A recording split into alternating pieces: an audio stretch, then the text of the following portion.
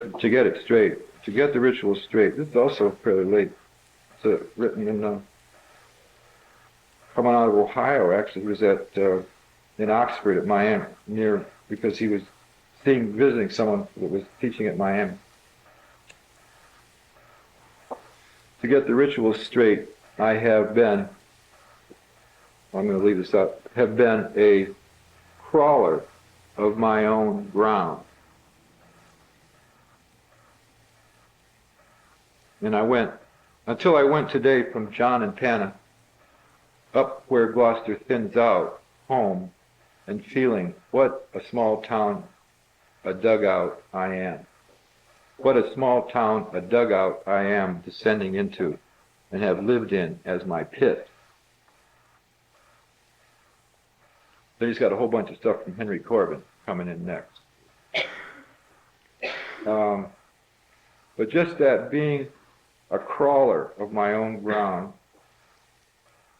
in this dugout sense, not in the Gloucester sense of a local geography, but as a poetic activity.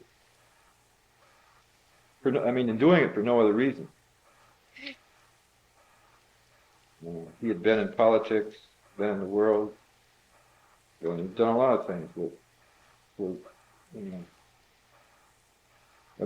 which he was happy and confident.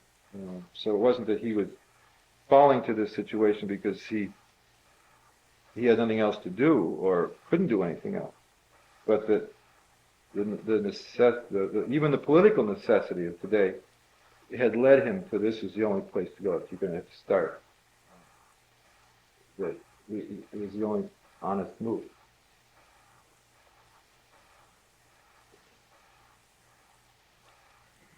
And he, of course, isn't recommending it. I think probably because you think that poets do it so you don't have to. And then you have because it takes life to do it, and you lose your life doing it, right? You don't want to do that. Only the poet would do that. So then the thing to do is take the text, which now is yours, and you don't have to waste your life doing it. You got it. You know what I mean? Great. Hazlitt says it's a gift. Poetry gives us the gift of a second nature.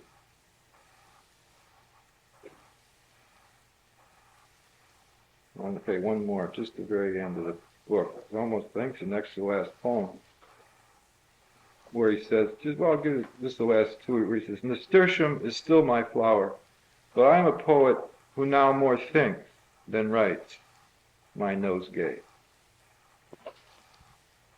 And another small one, the blow is creation, and the twist, the nasturtium, is any one of ourselves, and the place of it all, Mother Earth alone.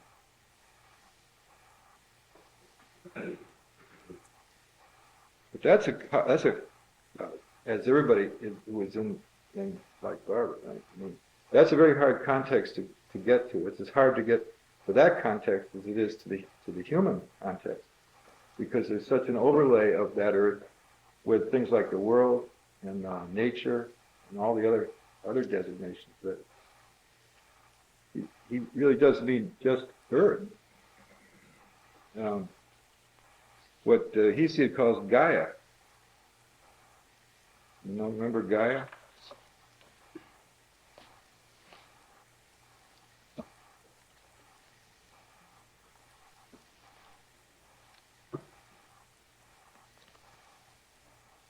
Okay, now that's the Olson rhyme. And I figured it takes about an hour. Yeah.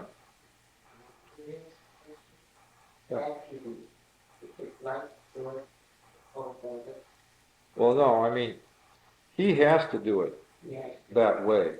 Use his real life to do it in.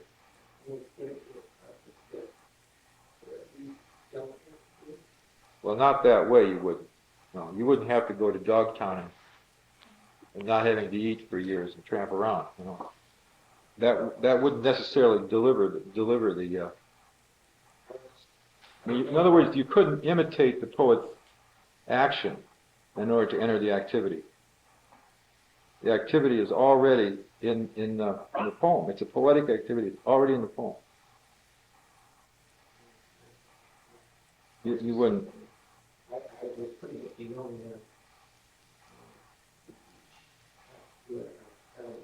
Sure? No?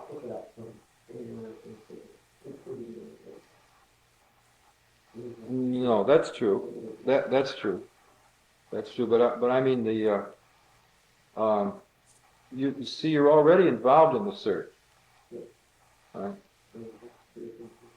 Yeah, but that's already happened.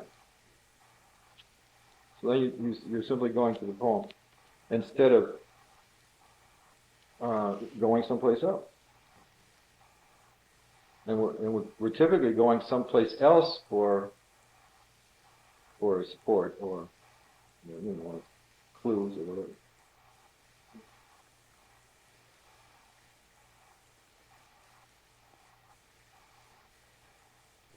Maybe also it would be because of the movement itself having to be complete, whether it's in the sense of bending all the way around something or how you'd say hanging in there to get the full account of something. Most people always have something else to do. Like go to bed or something. He doesn't.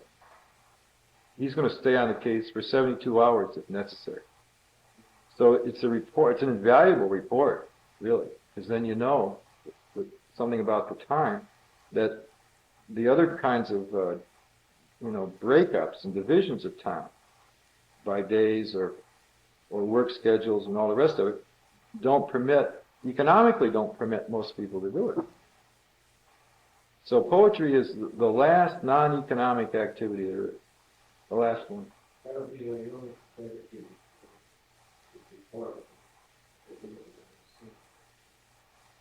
we'll get to that. You'll see that's going to come up in Blake.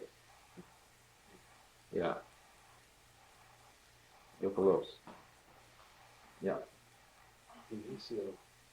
Mm-hmm. Right. Is the what? A duality of the. Hmm. It is the point of origin for both life and death. Mm-hmm. Is that it? Is it? Yes. That's what he said. The point of origin. Earth was Gannett. Is it? It means giving birth. Yeah. It appeared and it gave birth to itself. But also self-consumed. Well, does it have the same meaning in all? I don't know. That's not my Hussein. And it's not his either. Of course, we don't know Greek either. You got the text. I mean, but you got to make sure. 'Cause don't give me a bum steer. Because you got the Greek, so we have to listen to that. But I read it in 3 or 4 different translations, and I haven't got the depth sense of that. You're saying they're both. It's a double thing. I don't even think of it as life, really, let alone death. I mean, I don't mind it being death if it has to be life, but I don't think it's either one really. Just simply to keep, as he does, keep all those categories really straight. Like night and day, and each one of those, as they came into being. And then, of course, Heraclitus comes along, so he doesn't know that night and day are the same. You can't win,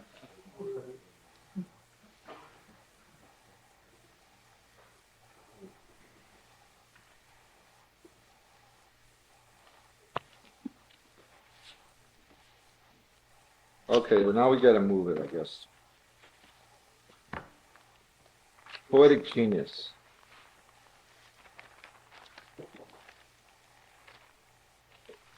Blake's first engraved work, the two little pieces will be right in the beginning of that other book, the Erdman book. I got my old beat-up Keynes edition. There is no natural religion, and all religions are one. It's good to take those two statements together. And this is where he introduces for the first time the notion of poetic genius. And he says, we'll read a couple of the statements of the argument. If it were not for the poetic character, the philosophic and experimental would soon be at the ratio of all things and stand still, unable to do other than repeat the same dull round over again. Which is kind of the problem with both the solar analogy and the black stone one. In both cases, you don't have that, what he was calling it, the bubble gum that burst on your nose. You don't have what Columbus found was that Earth has a nipple. It's shaped like a pear. It's not round. And if you do go around, and you'll come to that place.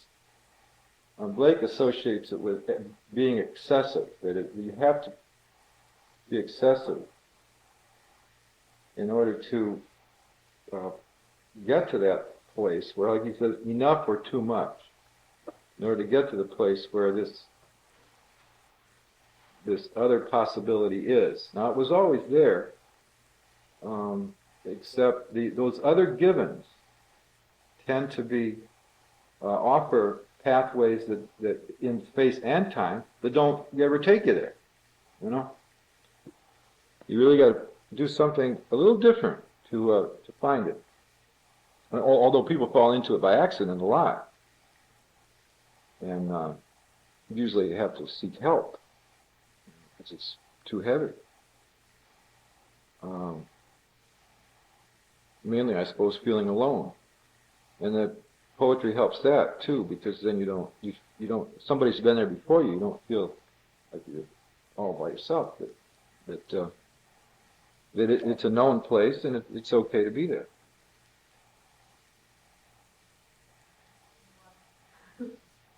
Well, because there's this thing called transformation that you know about, and that's a young word. For example, when Albion falls into the furnaces of affliction, in which he was scared to do his whole life, they turn out to be fountains of the living water. This very horrible thing. It's like Novalis has a wonderful run on that. How it's a double transformation, actually. It's not just when, like in fairy tales, where you get one, where say the frog becomes the prince, just one. But you get there's a double. You get transformed, and so does the world. It comes back again. He tells it with a bear. Loving this bear, and then he brings it up to date by saying, if we could cherish illness, like loving cancer, sort of putting that stuff on the pack, you'd have the Surgeon General says, cancer is the greatest thing we've ever been. We were the most fortunate, to get this. We could really go all the way with that. Since that's the name, whatever that is that we're naming by that, which has nothing to do with it, has a life too, and it responds just like we do to love. We love it, it changes, and the whole thing opens up of a different order. From that, it's like how to make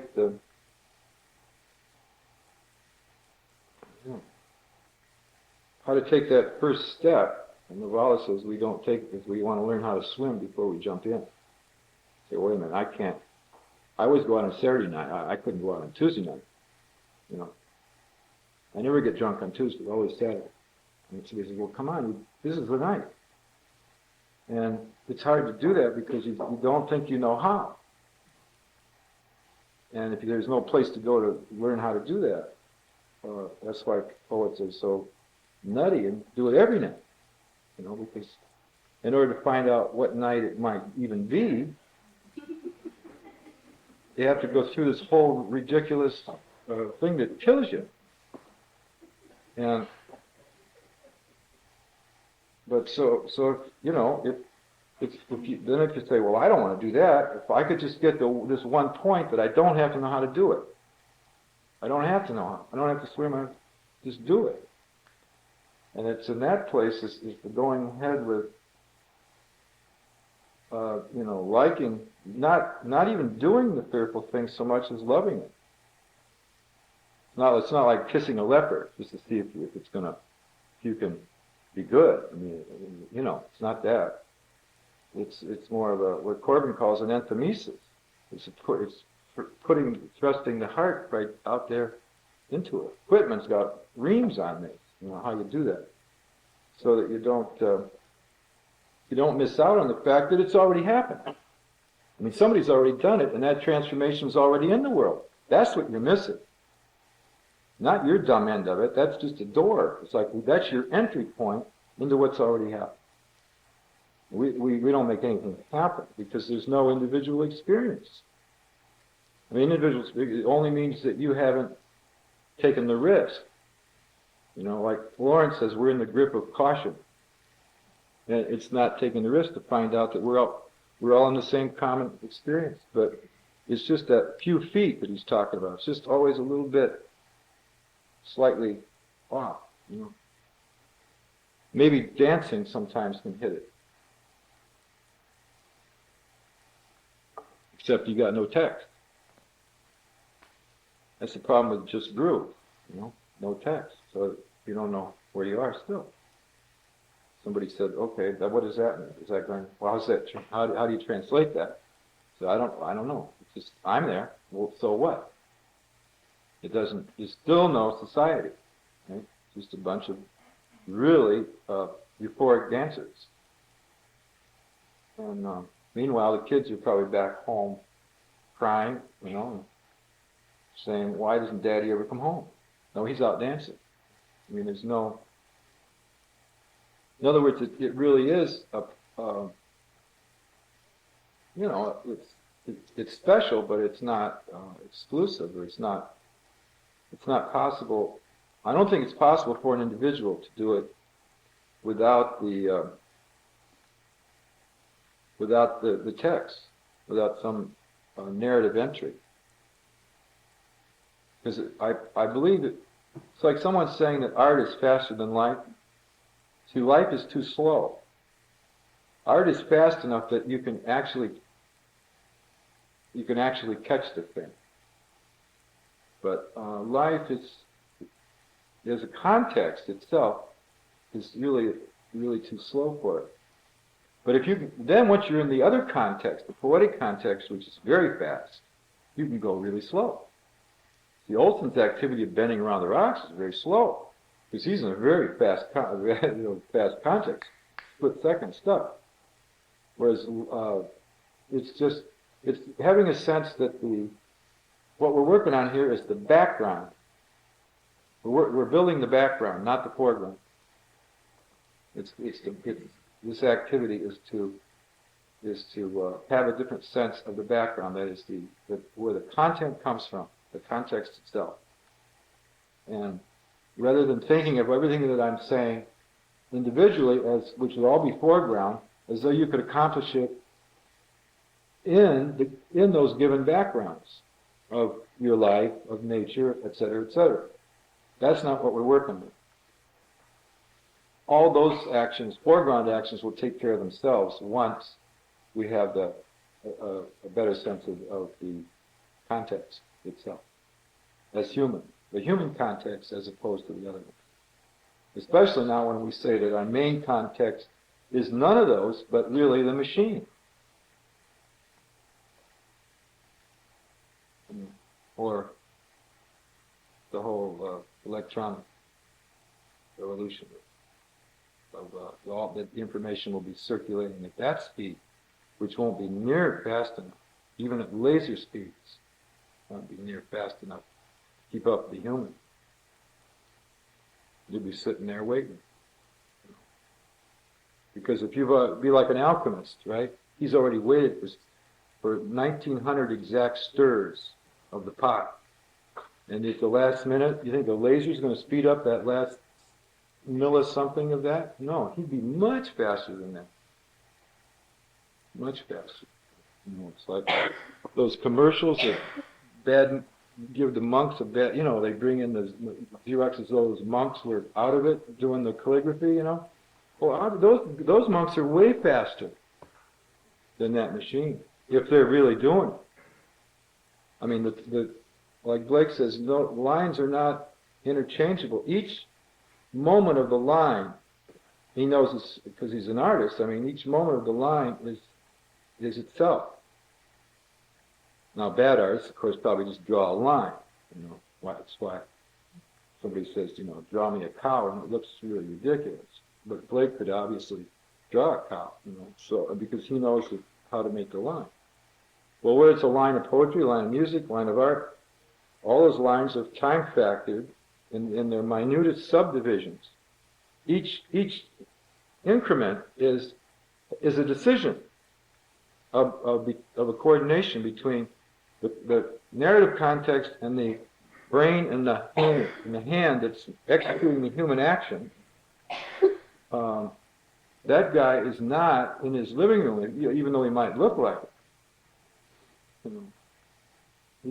He's somewhere else. I don't know. We don't want to get too digressive here. I got to get through this. One more statement. Now that was from. There is no natural religion, and the other one, in all religions are one. And these are early engravings of 1788. And the first principle of this one is that the poetic genius is the true man, and that the body or outward form of man is derived from the poetic genius.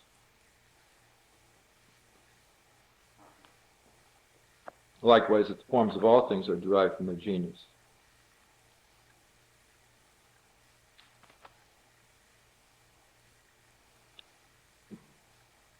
And then we were talking individual, number 7 is, as all men are alike, though infinitely various, so all religions, as all similars, have one source.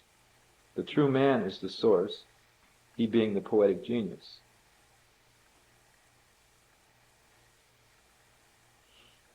All right, now Blake is young, writing it right out, right here in the form of propositions, or principles, he calls it. And then I want to run through some of the dilemmas that happened after such a brash statement.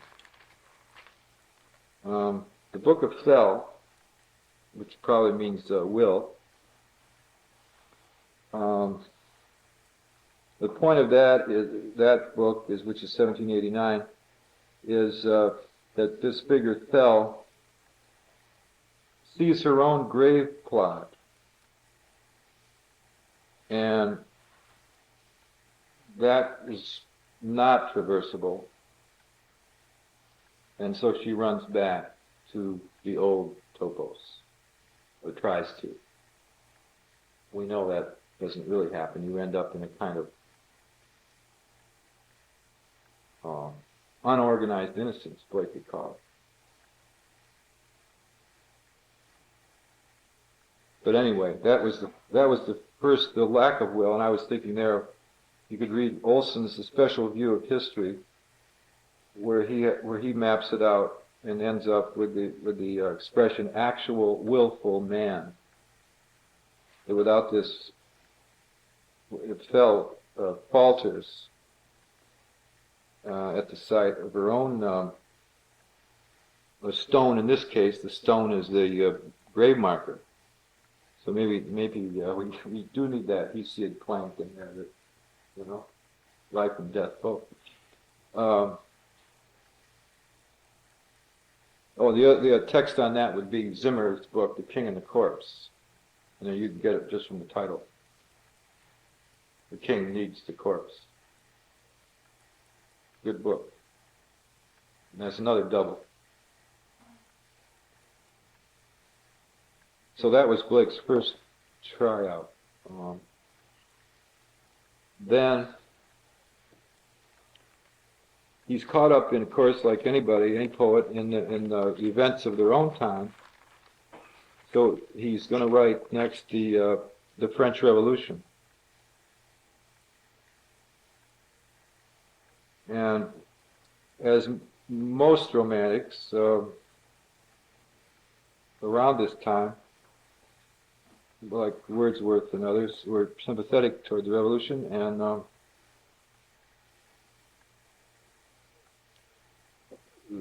had high hopes for revolution as the way of dismantling, literally dismantling the old given.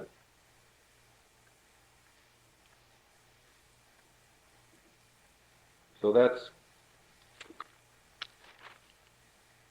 what this text of the French Revolution really isn't much on our question, but that comes next, because he's interested in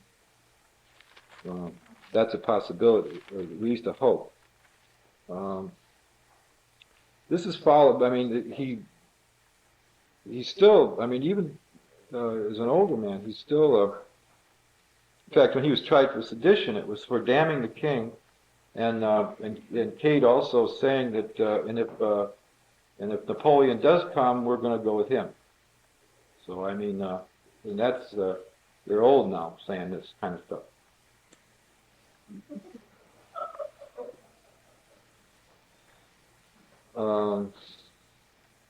Now she said that though. I don't know. The soldier said she said that. She made, Or no. Gilchrist said the soldier said she said that. Then he went when the Gilchrist lady, the next generation went after Whitman, and that's how Walt got the Blake engraving that he used to design his tomb in Canada. He's buried in a Blake engraving. It's amazing. And he designed it himself for Mrs. Gilchrist. And that's the only, I think, connection between Whitman and Blake. Permanent.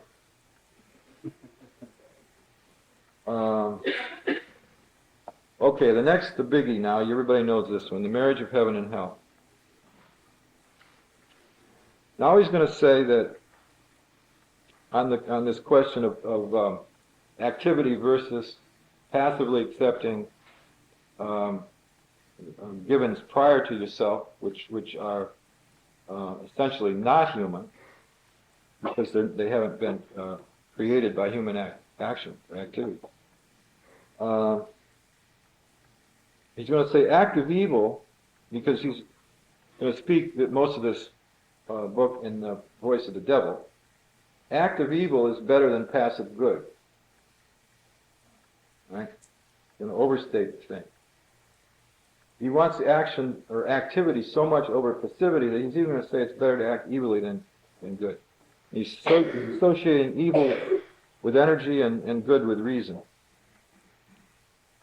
And at this point, the search is associated with hell.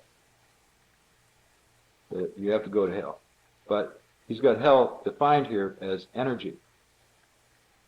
Talk about who says about who's, the perspective of hell is that is, he's saying it's energy viewed as hell from another perspective. But from the person who is in his energy, it's not at all. But you got to build in superego also that was introjected and thinks that it's also bad, right? So it's hard to even move. And Olson places that context in that poem, In Cold Hell, in Thicket, which is in The Archaeologist. It's also in the Selected. but it's a cold hell. He got that from the Tibetan, from this guy Waddell, from the Tibetan book. The Tibetans have an actual place. They got a whole bunch of hells. Well, one of them's a cold hell.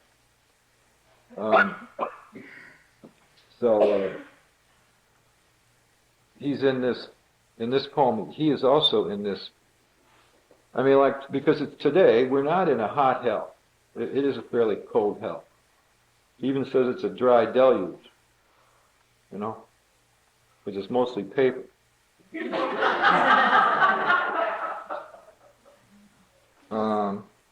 Okay, so he's got energy, evil and hell and energy and desire, all kind of in a cluster. So he's going to say, I'll read you a couple of the proverbs. Now he's going to define the human context as energy, which somebody is going to call hell. But he's going to say it's human energy. And say things like,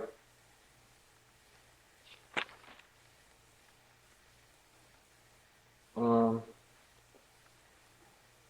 don't think I marked that one, but he who desires but acts not breeds pestilence.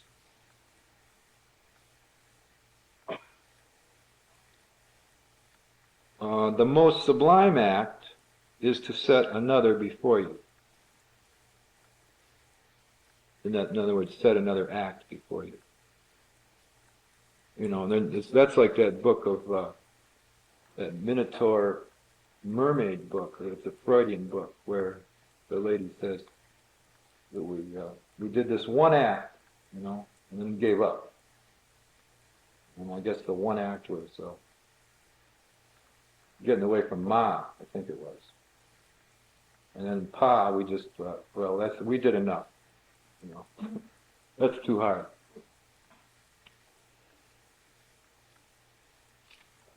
Wasn't that the way it was? Did Ma first, I think? Not me. I'd rather do it the other way. Not to the point of James Cagney in that movie, you know. Remember up on the tower? Remember? What was the name of that? He's screaming, Ma. It's the most famous Cagney. Whiten? I don't know. No.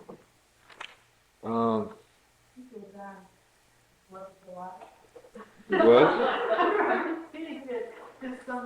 Great. Okay, here's another overstatement. Sooner murder an infant in its cradle than nurse unacted desires. Now at this point he's pinning the activity to desire. And also I'll just read that one about the crooked road so you'll have that. Improvement makes straight roads, but the crooked roads without improvement are roads of genius. That should be emblazoned on the front of the new subway. I mean, this is the one we want, because we're all cooped on self-improvement. But the crooked roads without improvement, see, nothing gets any better. I think you get worse even. But something does, see. Something gets better, which these poets associate with real small things, like the clod and the pebble. Merrily, merrily. I mean, just the tiniest, you know, it's worse than you're sacrificing yourself for your own children, you know.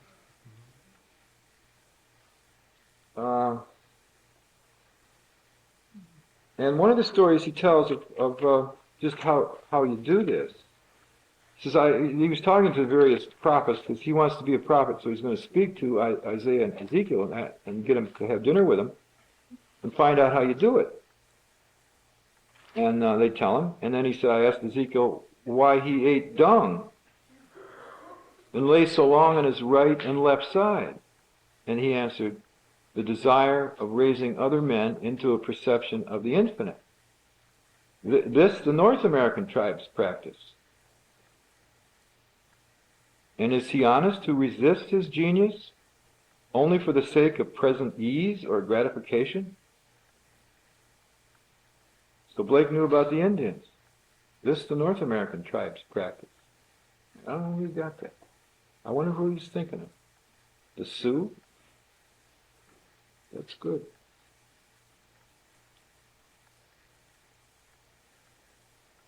Okay. Well, what I want to get here is what's going to happen is that we're going to have this context associated with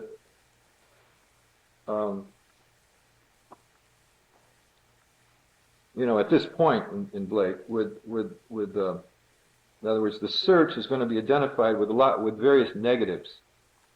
For Thel, it was death, her grave. In the marriage, it's hell itself as energy. Or excrement, as in this case.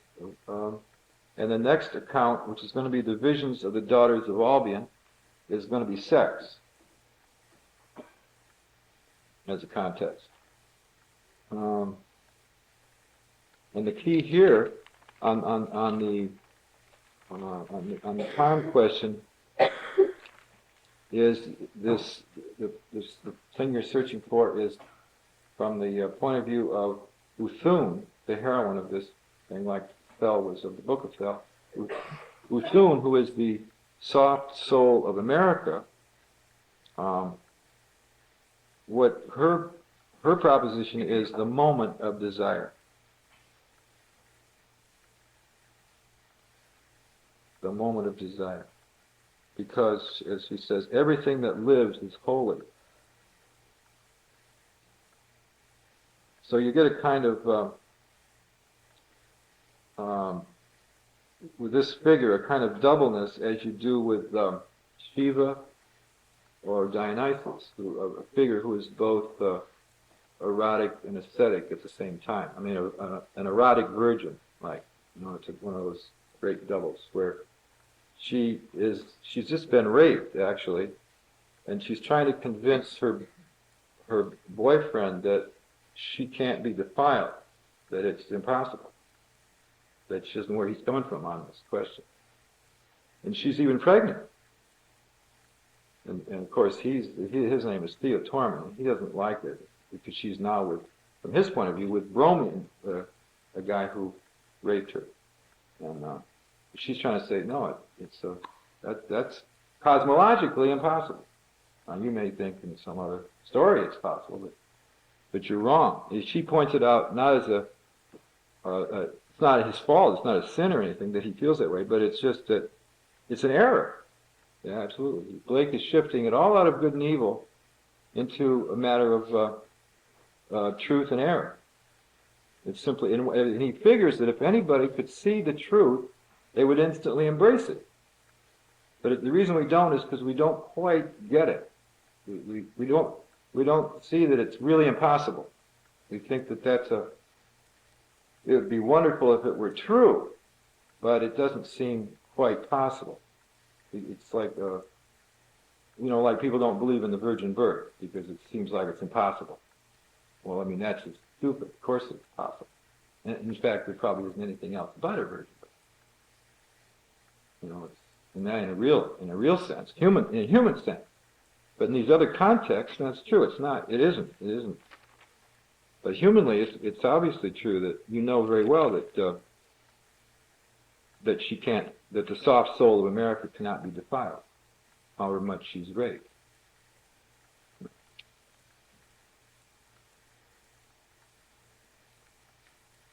That would be like saying that take some of the figures of mythology. It'd be like saying that Spencer's Britomart or Athena or someone could be defiled. It's impossible because she has to go on in the narrative eternally. I mean, there's no way that you can change her story. So you can't go in there and think that you're going to change that by your small perspective. oh my God, Bromian has just raped you. But you see, in that narrative, that is not what's happening. I mean, he's taking a little slice there. And Blake's narrative sense is to start small and go all the way to his final work. It's going to be a large enough narrative to give you the perspective of what's going on within the whole human context. So we won't make these precarious slices for not having gone around the bend, you know. Like how to go around the bend without going absolutely mad. Which is what, of course, they accused Blake of doing. All right, that's the visions. Now he's going to turn to, this is only on the point of the search. I'm just hitting little tiny points in here. The next one is America, a prophecy. 1793, Blake's big year. Now we're back to revolution again. Only now it's the American instead of the French. And he's going to have this figure of energy called Orc, O-R-C, Orc. And the problem here, and the reason he's interested in the possibility that this energy of Orc could, again, break or melt the old given, the old pretty much law built, like natural law, different kinds of law, given, is that one of the lines, this is plate, I don't know the page number, but it's plate 10. It's better to have the plate numbers anyway, because you're going to have a different book. But this is plate 10 of America, where he says, well,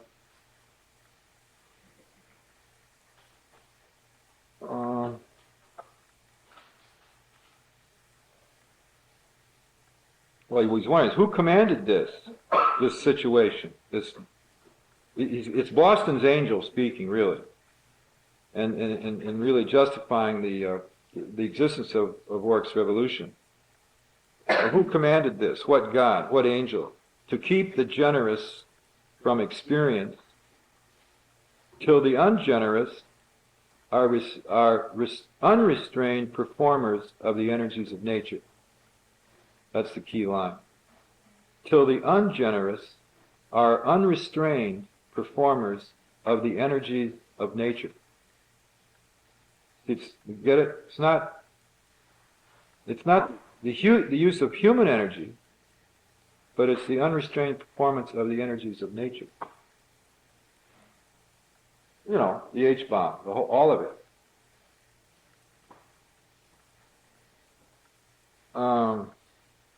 That's America.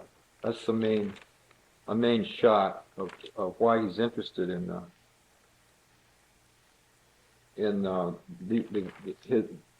the revolutionary time that he lives in. Why he's not simply making explorations with his within his mythology of the eternal forms of, like, we don't have any yet. We kind of, these first figures like Thel and Bethune are on their way. We don't have any of the big figures yet. They'll be coming up, but Orc is pretty big, and he's not entirely a revolutionary figure in the social sense. And he's also an internal figure of the narrative, but at this point he's largely a figure of his time. Only problem with Orc is that his energy isn't organized, and Blake finds this out, I think, about at this point with America. And he realizes that he's going to have to found his prophecy on some better ground, better human ground, than something that is an expression of energy that's simply trying to that desires, or maybe even has been repressed, is going to try to tear down the existing order. So he goes all the way back and begins he's already got songs of innocence. Now he's going to do the songs of experience and put it together to show the contrary states of the soul, It says songs of innocence, songs of experience, and of course the most famous song of experience is the tiger. So he begins to ask other questions of the tiger about the fire of his eyes. In other words, who created the tiger? Where does that fire come from? You all know the tiger, right? He's interested. And what art could twist the sinews of thy heart? And he speculates that it could be Prometheus or Icarus. He says, on what wings dare he aspire? What the